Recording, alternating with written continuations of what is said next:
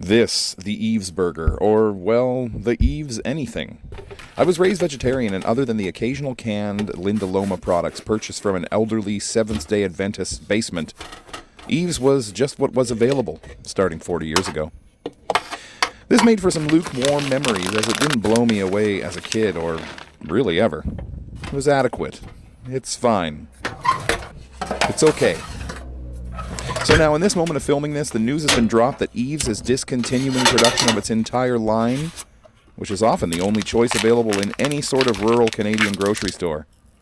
This sturdy, let's call it dependable line, is not really huge on wow factor, but hey, it's what we had, and so I'm going to lightly celebrate by buying a few things I grew up with and making sure I get just one more mid-whelming experience.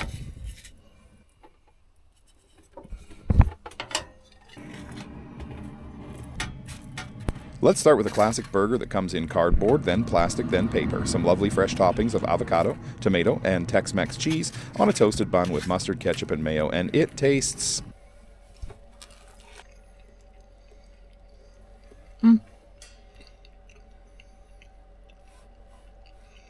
Bang! We're on to something else now. The onions are a clue, but not as much as these hot dog buns are. I got the original Yves hot dog here, and this is the thing I have eaten the most in my life. From childhood until I started making my own hot dogs in another job I did. These were a go-to for camping, or just whenever I felt the craving for general summer food.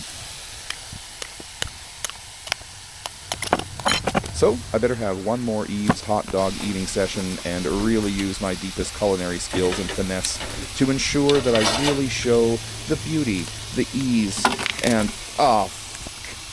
Anyway, Yves.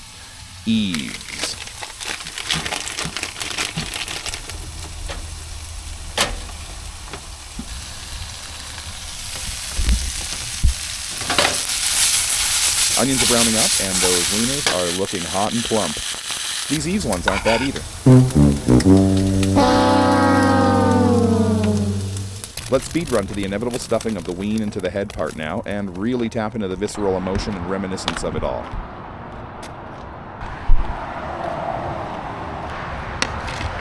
That one has the most childhood memory for me. These were the dogs of my youth. I've liked them. I've disliked them at times. Wow, the depth. Yeah. Next up, we have some really good old-fashioned ground round. A staple of the vegetarian kitchen of my childhood. Onions. Mushrooms. I have a bajillion other ways now that I like soy protein in a different, mostly shelf-stable format that I can flavor myself, but it has looked like this for the entire time I have been alive. Into the pan it goes, where it could go so many ways. Mashed potato meat pie, perhaps. Pasta sauce, perhaps. But today I'm using a pre-made pizza kit that I'm sure is trash, but hopefully in a tasty way to make a mushroom and ground meat type of pizza. Violife cheese, and it's time to bake. So, how did it turn out? Not bad. It tastes like a reasonably good high school cafeteria or furniture store cafeteria pizza. It does the trick. I'm going to wind down this carousel of vegan nostalgia with a chicken burger. This is a more recently developed product that was probably a catalyst for Yves himself to strike out and create a new company after Yves was sold. That company is Gardein, but that's another video. I'm keeping this one simple with the topping and sauces, except I'm going to add that delicious peach salsa. It's tasty, but feel free to register your tolerance or disgust for this in the comments. Patties are getting baked up, and now we have to speed run through the toppings and sauces and adding the peach salsa and of course the patty. It was fine. I didn't record me eating it, and without the salsa it would have been fine. So, I found myself wishing that Yves had attempted being innovative, or just had not gone out with such a whimper. It's come out that Montreal-based Gusta has acquired some portion of rights and or recipes and will be reissuing many of the Yves dependable products under its own name. Should I try those in another video?